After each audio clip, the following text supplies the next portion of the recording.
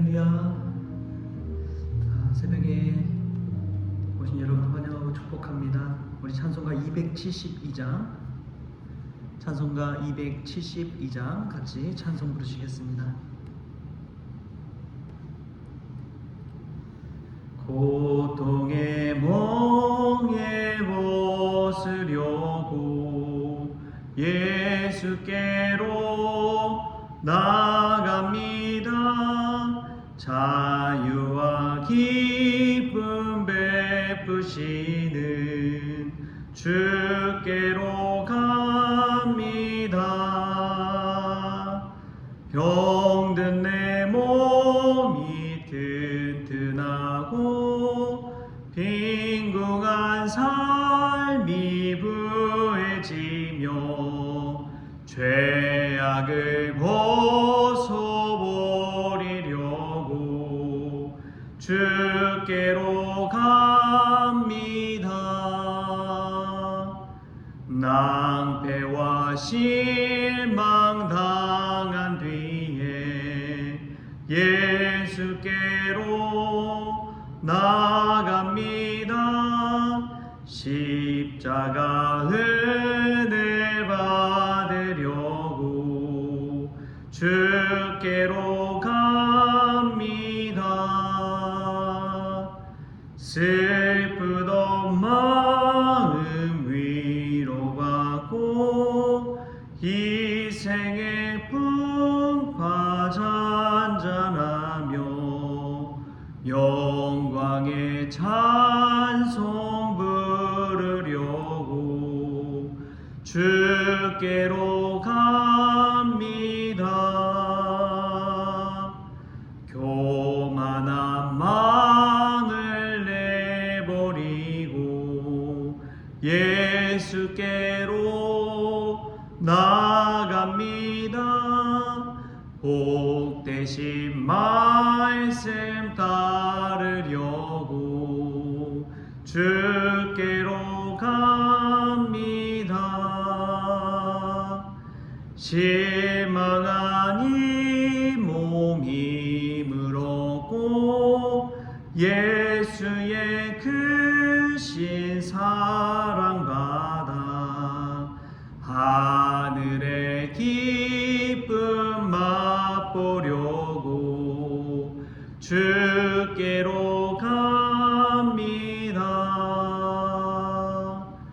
죽음의 길을 벗어나서 예수께로 나갑니다. 영원한 집을 바라보고 주께로 갑니다. 멸망의 포구에 나와 평화의 나라 다다라서 영광의 주를 외우려고 주께로 갑니다. 아멘. 우리 사도신경으로 신앙 고백하시겠습니다. 천능하사 천지를 만드신 하나님 아버지를 내가 믿사오며 그 외아들 우리 주 예수 그리스도를 믿사오니 이는 성령으로 잉태하사 동정녀 마리아에게 나시고 본디오 빌라도에게 고난을 받으사 십자가에 못 박혀 죽으시고 장사한 지 사흘 만에 죽은 자 가운데서 다시 살아나시며 하늘에 오르사 전능하신 하나님 우편에 앉아 계시다가 저리로서 산자와 죽은 자를 심판하러 오시리라. 성령을 믿사오며 거룩한 공예와 성도가 서로 교통하는 것과 죄를 사하여 주시는 것과 몸이 다시 사는 것과 영원히 사는 것을 믿사옵나이다. 아멘. 오늘 함께 볼 말씀은 요한복음 5장 10절에서 18절까지의 말씀입니다. 요한복음 5장 10절에서 18절까지의 말씀 우리 같이 한 목소리로 합독하시겠습니다. 유대인들이 병 나은 사람에게 이르되 안식일인데 내가 자리를 들고 가는 것이 옳지 아니하니라. 대답하되 나를 낫게 한 그가 자리를 들고 걸어가라 하더라 하니 그들이 묻되 너에게 자리를 들고 걸어가라 한 사람이 누구냐 하되 고침을 받은 사람은 그가 누구인지 알지 못하니 이는 거기 사람이 많음으로 예수께서 이미 피하셨음이라. 그 후에 예수께서 성전에서 그 사람을 만나 이르시되 보라 내가 나았으니 더 심한 것이 생기지 않게 다시는 죄를 범하지 말라 하시니 그 사람이 유대인들에게 가서 자기를 고친 이는 예수라 하니라. 그러므로 안식일에 이러한 일을 행하신다 하여 유대인들이 예수를 박해하게 된지라. 예수께서 그들에게 이르시되 내 아버지께서 이제까지 일하시니 나도 일한다 하시매 유대인들이 이로 말미암아 더욱 예수를 죽이고자 하니 이는 안식일을 범할 뿐만 아니라 하나님을 자기의 친아버지라 하여 자기를 하나님과 동등으로 삼으심이로라. 아멘.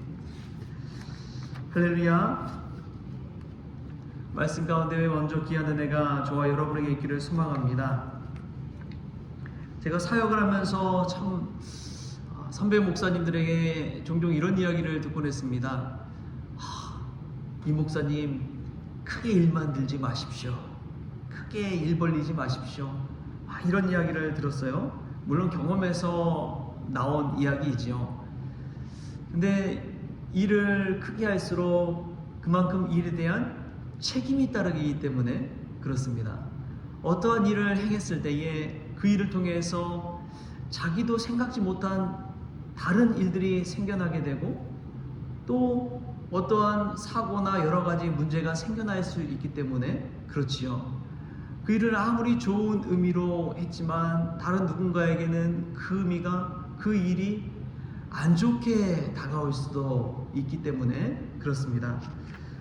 그런데 오늘 예수님을 보면 예수님은 일을 벌리시는 분이 확실합니다. 어떤 날이든 상관없이 하나님의 말씀과 기준에 따라서 그 일을 행했기 때문에 그렇습니다. 오늘은 특별히 이 안식일에 이 베데스다 연못가에서 38년 된 병자를 낫게 하신 그 예수님의 그런 모습 속에서 사람들의 반응, 또 병 나은 사람의 반응, 또 예수님 왜 그런 일을 했는지를 한번 돌아보고자 합니다. 예수님께서 이 병을 치료한 날은 바로 안식일이었습니다. 그 안식일에 일어나 내 자리를 들고 걸어가라. 예수님께서 그 병자에게 명하시자 그 병자가 그 자리를 들고 간 것이지요. 근데 그 모습을 유대인들이 보고 안식일법에 관해서 그 율법을 준수하지 않았다고 지적한 것입니다. 이 유대인들의 율법주의는 유명합니다. 안식일에 지켜야 되는 또 하지 말아야 되는 이 율법이 이 행위가 39가지를 아예 그냥 규정해 놓고 그것을 준수하라고 이야기를 합니다. 그 중에는 짐을 들거나 옮겨서는 안 된다는 그런 율법이 있습니다. 그래서 이 병 나은 사람이 자리를 들고 이 자리를 들고 가는 것, 짐을 들고 가는 것 이것 자체가 안식일법을 지키지 않았다라고 이야기하게 되는 것이지요. 병도 안식일에는 치료해서는 안 됩니다. 이 병을 치료하는 행위조차도 안식일이기 때문에 안 된다는 것이지요. 예수님은 이러한 율법에 어긋나서 유대인들의 정죄를 받게 된 것입니다. 현대 사회에 있어서도 유대인들은 안식일에는 엘리베이터 버튼도 누르지 않는다고 해요. 그래서 엘리베이터를 타면 유대인 아닌 다른 사람이 타면 7층 좀 눌러주십시오 이렇게 부탁을 한다고 합니다. 왜냐하면 안식일을 지켜야 되니까 버튼조차도 누를 수가 없는 것이죠. 이러한 안식일, 그런데 예수님은 율법보다도 안식일을 지키는 것보다도 더 중요한 것이 있다고 믿기에 이 병 나은 사람을 고치신 것입니다. 그것은 바로 생명을 살리는 것이죠. 생명을 살리는 것입니다. 여러분 어떤 게 더 중요한 것입니까? 안식일을 지키는 것과 생명을 살리는 것. 예수님은 우리에게 그러한 본질적인 물음을 던지는 것이죠. 우리가 관계가 좋을 때는 몰라요. 관계가 좋을 때는 정말 친한 사람이 그런 일을 행했다고 생각해 보십시오. 잘했다. 병을 낫게 하고 고쳐주고 도와주고 사람 살리는 일 정말 잘했다. 그런데 우리가 잘 알지 못하는 일을 이 사람이 그런 일을 행했다고 생각해 보십시오. 이 잣대가 다른 것입니다. 이 잣대가 다른 거예요. 헨리 나우엔이 이런 이야기를 했습니다. 관계가 힘들 때는 사랑을 선택하라. 관계가 힘들 때는 사랑을 선택하라. 여러분 한번 생각해 보십시오. 관계가 어려워졌습니다. 그때 우리가 선택의 기로에 설 때가 있죠.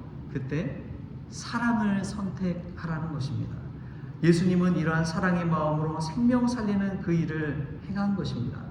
사실 예수님이라고 이 38년 동안 이 누워서 이 병치레를 한 사람 안식일이 아니라 바로 그 다음날 고치실 수도 있잖아요. 좀 기다렸다가 다음날 고쳐도 되는데 그 안식일날 예수님께서는 어떻게 해서든 빨리 즉시 그 사람을 고치게 하고자 하는 그런 사랑의 마음이 있었던 것이죠. 우리가 하나님의 일을 하면서 늘 사랑을 선택할 수 있기를 소망합니다. 생명 살리는 일을 선택할 수 있기를 바랍니다. 전통과 율법에 얽매 있는 것이 아니라 참 진리 가운데 자유하신 하나님을 닮아서 우리도 늘 자유함으로 생명 살리는 저와 여러분 될 수 있기를 소망합니다. 또 두 번째로 보면은 참 이 말씀 속에서 저는 이 고침받은 사람이 얄밉더라고요. 유대인들이 너에게 자리를 들고 걸어가라는 사람이 누구냐라고 묻거든요. 그때에 고침받은 사람은 그가 누구인지 알지 못했습니다. 왜냐하면 예수님께서 피하기도 했지만 그 자리에 수많은 사람들이 있었기 때문이죠. 그런데 그 후에 예수께서 성전에서 그 사람을 딱 만난 거예요. 그리고 자신이 이제 내가 나았으니 더 심한 것이 생기지 않게 다시는 죄를 범하지 말라고 이러한 당부의 말씀을 해주십니다. 근데 그것을 듣고 나서 그 사람이 예수님 나를 고치셨구나 하고 예수님께 감사하고 끝나면 되는데 그 사람이 어떻게 했느냐? 15절에 보니까 이렇게 나와요. 그 사람이 유대인들에게 가서 자기를 고친 이는 예수라 하니라. 자기를 고친 이는 예수라 하니라. 어떻게 보면 예수님을 유대인들에게 고자질한 거예요. 그 안식일법을 어기고 그 자리를 들고 가라는 사람이 예수라는 것을, 예수님이라는 것을 유대인들에게 고발한 것이죠. 그런데 여러분, 우리가 도움을 받고 어려운 상황 가운데 이런 좋은 일을 경험했다면 믿음의 의리를 지킬 줄 알아야 됩니다. 병 나았다고 또 율법에 매여서 그 사람이 예수라고 이 고발하는 그러한 사람, 구해줬더니 보따리 내놓으라는 식으로 하는 우리의 모습 얼마나 많이 있습니까? 이 고발하는 사람 보니까 저는 화가 나더라고요. 아니, 그렇게 38년 동안 억눌려 살던 사람 자유함을 주고 고쳐주고 취해주고 마음껏 다닐 수 있도록 그렇게 해준 예수님을 고발하다니, 그렇게 알려주다니, 여러분 얼마나 마음이 아픕니까? 우리가 믿음의 의리를 잘 지킬 수 있기를 바랍니다. 또 마지막으로 보면 예수님께서는 이 안식일법보다도 한 걸음 더 나아가는 모습을 보게 됩니다. 우리 17절 18절 말씀 같이 한번 읽어볼까요? 17절 18절 시작. 예수께서 그들에게 이르시되 내 아버지께서 이제까지 일하시니 나도 일한다 하시매 유대인들이 이로 말미암아 더욱 예수를 죽이고자 하니 이는 안식일을 범할 뿐만 아니라 하나님을 자기의 친아버지라 하여 자기를 하나님과 동등으로 삼으심이로라. 아멘. 예수님이 왜 안식일에 병을 치료하셨습니까? 그 이유는 하나님 아버지께서 이제까지 일하시니 나도 일한다. 누구를 기준 삼은 거예요? 이전에 전통과 율법을 기준 삼은 것이 아니라 하나님 아버지를 기준 삼아서 행했기 때문에 그렇습니다. 우리가 하나님을 기준 삼아서 살아갈 수 있기를 축복합니다. 여러분, 안식일이라고 해서 생명이 태어나지 않습니까? 안식일에 출산하는 사람도 있잖아요. 안식일이라고 비가 내리지 않습니까? 안식일이라고 죽음이 찾아오지 않습니까? 그렇지 않아요. 하나님께서 일하시니 나도 일하신다. 우리 하나님은 언제나 일하시는 분이시죠. 안식일은 어떤 의미로 하나님께서 우리에게 주셨는지를 생각해 보십시오. 쉼을 누리라고 한 것입니다. 일하지 말라는 것은 너희가 탐욕과 성공을 쫓아서 정신없이 살아가는 것이 아니라 안식일이 되면 스탑해라, 멈춰라, 쉬어라, 뒤돌아보아라. 그리고 다시 나를 위한 것이 아니라 하나님을 위해 살아라. 그런 의미가 안식일에는 담겨 있기 때문에 그렇습니다. 이러한 하나님의 뜻을 우리가 가슴에 품고 안식일도 지키고 하나님 말씀도 지켜갈 수 있기를 소망합니다. 그런데 예수님은 중요한 것은 안식일 중요하지만 하나님을 아버지 삼고 하나님을 기준 삼아서 살아갔다는 것입니다. 우리가 오늘 하루를 살아갈 때도 하나님을 내 아버지로 모시며 살아갈 수 있기를 축복합니다. 신앙생활의 가장 큰 축복과 유익은 하나님을 내 아버지로 모시고 살아가는 축복입니다. 세상에서 하나님 성공하고 부를 주시고 귀를 주시고 좋은 자리에 가게 해주시고 이러한 것보다도 가장 중요한 것은 하나님이 내 아버지 되신다는 그 사실을 기억하면서 날마다 하나님을 기준 삼아 살아가는 저와 여러분 될 수 있기를 주신 예수님의 이름으로 축원합니다. 하나님 아버지 감사합니다. 우리가 전통과 율법에 얽매여 살아갈 때가 얼마나 많은지요. 그 뜰에서 벗어나면은 무언가 큰 잘못을 저지른 것처럼 생각할 때가 많습니다. 하나님을 기준 삼아 살아가게 하여 주시옵소서. 하나님을 내 친아버지로 모시고 하나님과 친밀한 교제 가운데 살아가게 하여 주옵소서. 그러한 관계를 포기하지 않게 하여 주시고 늘 하나님 아버지 안에 구할 때에 안식과 평안을 누리며 살아갈 수 있도록 오늘 하루도 붙잡아 주시옵소서. 하나님, 우리가 얼마나 종교생활에 노예가 되어 있는지요, 종교생활에 얽매여 있는지요, 생명을 살리고 또 관계가 어려울 때 사랑을 선택할 수 있는 믿음의 성도들 다 되어지게 하여 주옵소서. 그리하여 하나님 아버지가 이때까지 저희들을 사랑하신 것처럼 우리도 사랑하며 살아갈 수 있도록 주님 주장하여 주옵소서. 감사하며 예수님의 이름으로 기도합니다. 아멘. 우리 주기도문으로 오늘 새벽 기도를 마치겠습니다. 하늘에 계신 우리 아버지여, 이름이 거룩히 여김을 받으시오며 나라가 임하시오며 뜻이 하늘에서 이루어진 것 같이 땅에서도 이루어지이다. 오늘 우리에게 일용할 양식을 주시옵고 우리가 우리의 죄진 자를 사하여 준 것 같이 우리 죄를 사하여 주시옵고 우리를 시험에 들게 하지 마시옵고 다만 악에서 구하시옵소서. 나라와 권세와 영광이 아버지께 영원히 있사옵나이다. 아멘.